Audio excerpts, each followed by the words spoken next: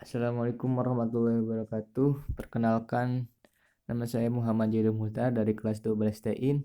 Saya di sini akan menerangkan tentang cara menggunakan apometer atau sering dikenal dengan multimeter. Kita harus tahu bagian-bagian dari apometer. Yang ke satu, jarum penunjuk. Yang kedua, terminal positif. Yang ketiga, selektor. Yang keempat, terminal negatif. Yang kelima, ohmmeter atau yang bisa disebut tahanan. Yang keenam, kalibrasi volt dan ampere meter. Yang ketujuh, skala pengukuran tegangan DC dan arus AC. Yang kedelapan, skala pengukuran.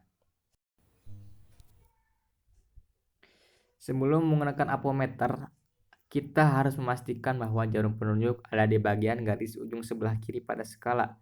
Dan khusus jika kita ingin mengukur tahanan, setiap pindah selektor kita harus kalibrasi dan pastikan jarum penunjuk ada pada angka 0. Kenapa? Karena jika kita salah membaca hasil pengukuran, kita bisa salah dalam mengambil kesimpulan dalam penggantian barang. Ingat, kalibrasi ohmmeter dan multitensi atau ampere meter dan voltmeter berbeda. Kita akan menerangkan cara kalibrasi ampere meter dan voltmeter dulu. Pada bagian tengah terdapat skrup penyetel jarum yang bisa kita putar dengan obeng. Silahkan putar skrup penyetel jarum sampai jarum penunjuk tersebut berada tepat pada garis 0 di ujung sebelah kiri. Ingat, kita perlu menempelkan kedua kutub kabel pengukuran. Dan cara kalibrasi untuk pengukuran ohm. Untuk kalibrasi sebelum pengukuran tahanan memang berbeda. Pertama, pilih selektor ke pengukuran tahanan yang diinginkan. Misalnya, kali 1, kali 10, kali 100, atau kali 1000. Berikutnya, hubungkan kabel positif dan negatif ohmmeter. Kemudian putar penyetel kalibrasi ohm sampai jarum tepat di angka 0 sebelah kanan. Ingat, setiap pindah sektor tahanan kita harus kalibrasi kembali dengan cara yang sama.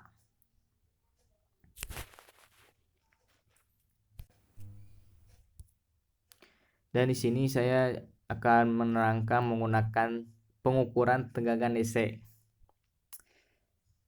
Pada gambar ini artinya kita bisa mengukur tegangan DC dari 0 sampai 500 volt saja.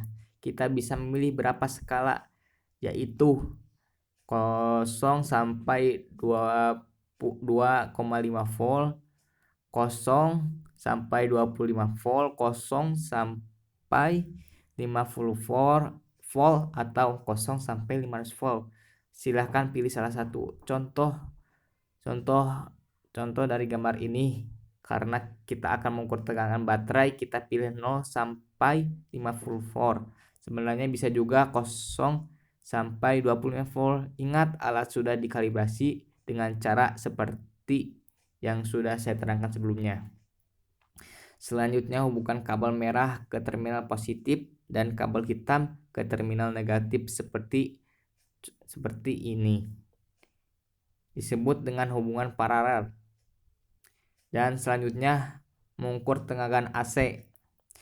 Pada ilustrasi di gambar ini, avometer menyediakan beberapa pilihan pengukuran tegangan, yaitu 0 sampai 50 volt, 0 sampai 25 volt, 0 sampai 250 volt, 0 sampai 1000 volt.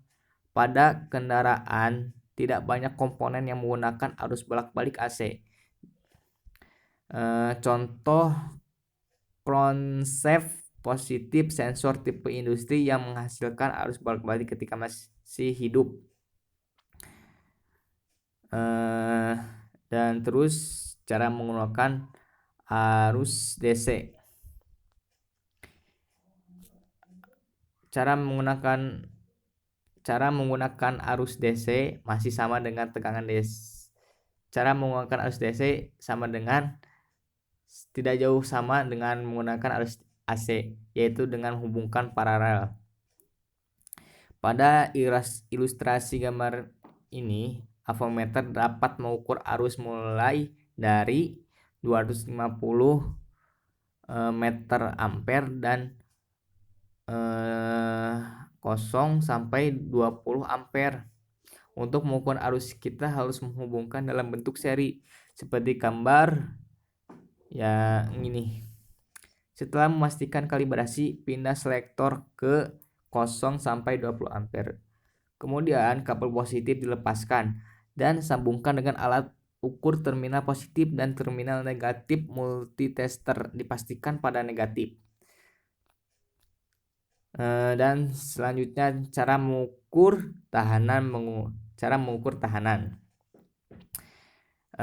Ada banyak komponen yang bisa kita ukur tahanannya. Contohnya ketika kita ingin memastikan kabel putus atau tidak, atau istilahnya kontinuitas. Contoh lain adalah ketika kita harus memastikan tahanan kabel busi apakah sudah kelewatan besar atau belum, dan masih banyak lagi. Secara prinsip mengukur tahanan adalah yang pertama, pilih selektor ke arah skala tahanan. Umumnya terdapat beberapa pilihan, kali 1, kali 10, kali 100, dan seterusnya. Kalibrasi alat dengan cara sudah dijelaskan ya. Ukur benda kerja dan baca pengolahannya. Ketika mengukur, jaga supaya tidak ada tegangan yang mengalir.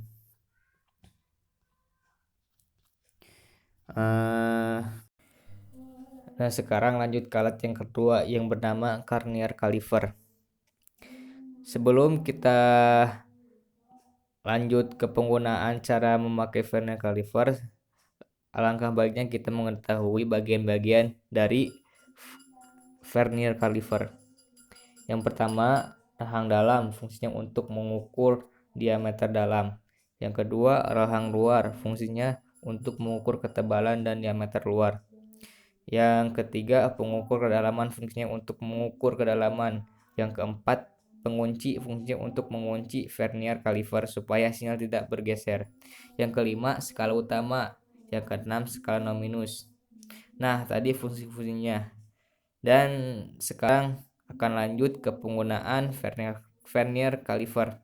Yang pertama, pertemukan kedua rahang Vernier Caliper ke angka 0 skala nominus ke angka 0 skala utama seperti pada gambar berikut. Selanjutnya, kita akan mencari angka utama. Ada yang di depan 0 skala nominus akan menjadi angka di belakang koma.